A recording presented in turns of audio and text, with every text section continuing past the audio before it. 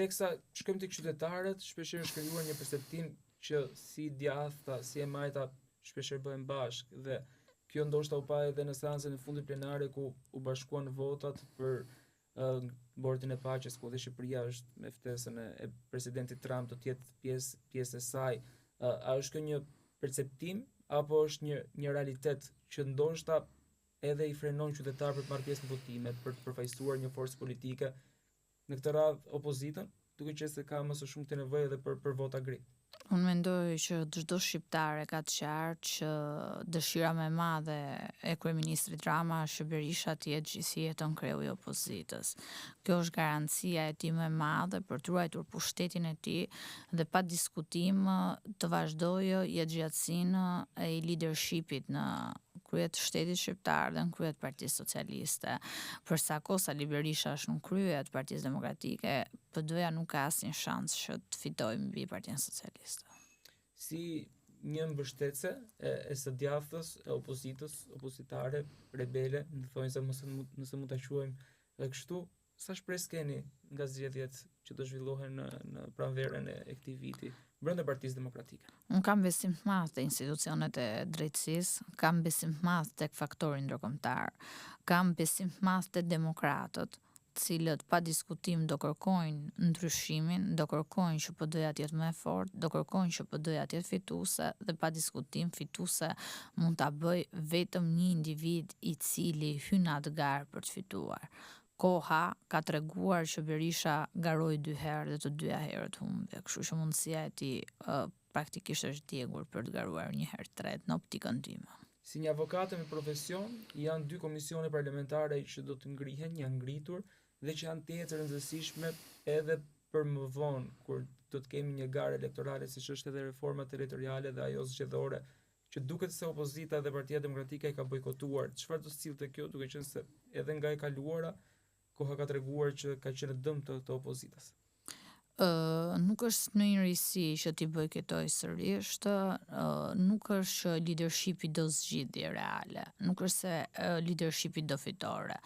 Leadershipi aktuali PD-s do të ruaj pushtet, nuk ka qëllim të fitoj, nuk ka qëllim të bëj shtet. Ka qëllim vetëm të ruaj pushtet. Pushtetin e tij për qenë numri 2 dhe për qenë kreu i opozitës shqiptare. Kështu që për sa kohë unë e them këtë, çfarë do lloj komisioni nuk ja vlen as të diskutohet për shkak sepse nuk leadershipi i Partisë Demokratike nuk e do ndryshim real. Leadershipi i Partisë Demokratike nuk e do fitoren. Leadershipi i Partisë Demokratike nuk e do gjeneratën e re. Do pa diskutim të emëruarit e vet, do rrogtarët e tij dhe për të çdo gjë është okay.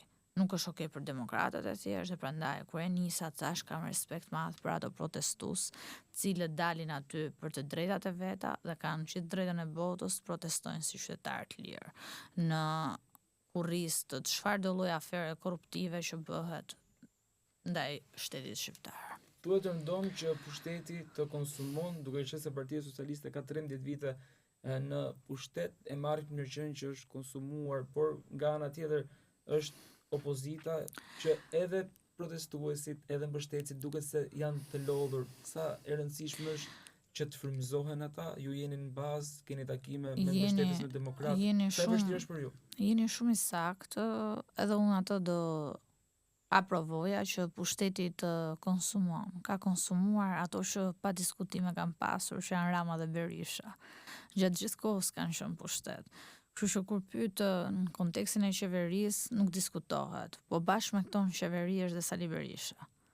Kështu që pa diskutimi ka konsumuar gjithë bashkë, prandaj nuk po bëhet ndryshim i madh. Drejtësia është një aspekt tjetër që duket se po godet shumë politikën. Ka goditur Majtas, po ka goditur edhe Partinë Demokratike me zotin Berisha me çështjen që e ka ende të hapur. Mendoni që drejtësia do të jetë ajo që do të reformojë në një farë forme edhe një politikë të re në Shqipëri? Atëherë drejtësia ka detyrën që të korruptuarit t'i çojë pas hekurave, ka për detyrë të pastroj politikën nga individ të cilët kanë futur duart tek lekët e qytetarëve, ka për detyrë t'japi transparencë qytetarëve në lidhje me çdo politikan që abuzon me pushtetin dhe vjedh lekët e qytetarëve, me çdo politikan që bën korrupsion, dhe kjo është një formë pastrimi i politikës nga individ korruptuar. Ama ndryshimi nuk mund ta bëjë drejtësia të klasës politike, ato e bën vetëm rinia, ato e bën vetëm populli, ato e bën vetëm një platformë e mirë, një platformë e bazuar mbi ekonominë, mbi arsimin, mbi shëndetësinë, mbi ligjin, mbi vlerat qarta, të cilët qytetarët pa diskutim do shkojnë në mas ti votojnë, por këtë nuk e bën dot PD-ja aktualisht, kur lideri i saj ka 3 akuza në SPAK. Se këtu bim ndesh me çka themi dhe çka bëjmë, dhe ajo çka themi dhe çka bëjmë duhet të jetë në propocion të njëjtë, jo ndryshe të flasim dhe ndryshe të veprojmë. Dhe këtu humbet kredibiliteti i opozitës. Dhe në momentin që ky kredibilitet humbet besimi, në moment që humbet besimi, humbet dëshira që qytetarët shqiptar të shkojnë tek atë ditë tek kutija votimit për të votuar dhe për të bërë atë ndryshimin e madh. Se të gjitha këto janë të lidhura ngushtë me njëra tjetrën, nuk është se populli nuk e do ndryshimin. Pa diskutim ato mezi presin ndryshimin, por ndryshimi bëhet mbi besimin, bëhet mbi drejtësinë, bëhet mbi një platformë të qartë dhe të pastër dhe larg individëve të cilët vetëm kanë përfituar miliona euro kurris qytetarëve shqiptar në gjithë këto vite, si majtas dhe djathtas. Ka një artikulim publik të Partisë Demokratike sa i takon edhe krijimit të një qeverie teknike. E shikoni si një demagogji politike nga kjo forcë politike, apo e shikoni si një realitet që mund të ndodhë së shpejti?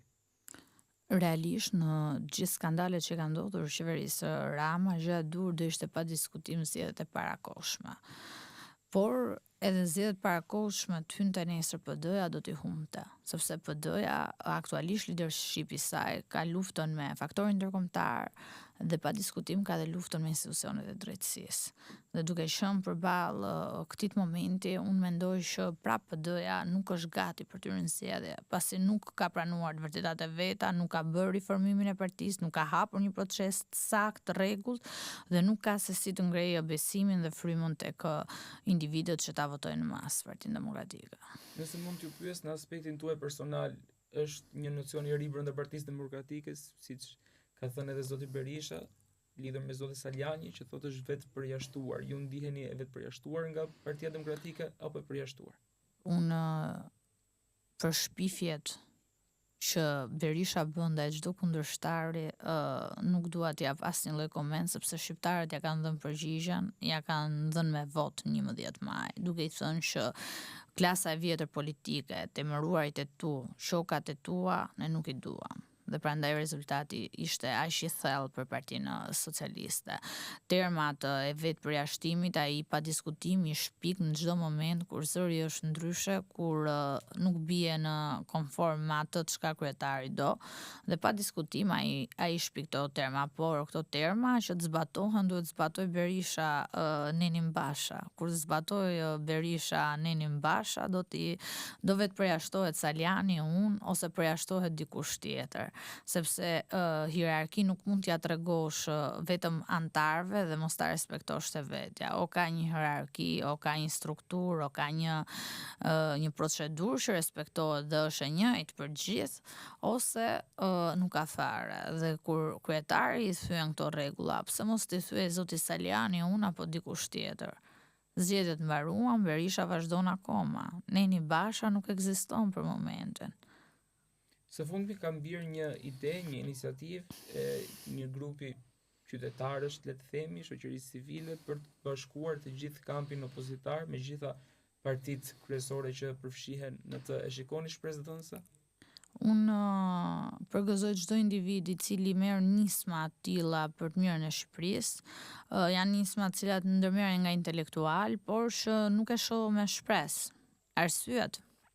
Zoti Shehaj mos gaboj, po mbledh firma pro institucioneve të drejtësisë.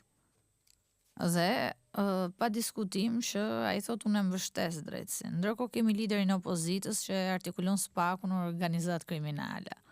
Që këtu nuk i shoh dot bashkim të dyja partive. Mos flas pastaj për ideologjitë politike me forca të tjera politike, po ndalem këtu me që dhe zoti Shehaj ka dalë nga Partia Demokratike. si një ere, si një person që e njihni politikën mirë, me angazhimin tuaj, çfarë prisni në muajt në vijim? Muajt në vijim, pa diskutim që shpresoj të një riformatim i Partisë Demokratike për të qenë një parti më e fortë, një parti e cila të vlerësojë kontributin, të vlerësojë idealin, të vlerësojë individët cilët e duan vërtet Partinë Demokratike pa interesa, të vëjë në krye gjeneratën e re dhe pa diskutim me një platformë të qartë ajo nesër të jetë gati për zgjedhjet lokale dhe mbrapa të jetë gati për një qeveri dhe të jetë forcë fituese, pasi PD-ja dhe demokratët meritojnë që ajo parti të vinë pushtet dhe të jetë forcë fituese.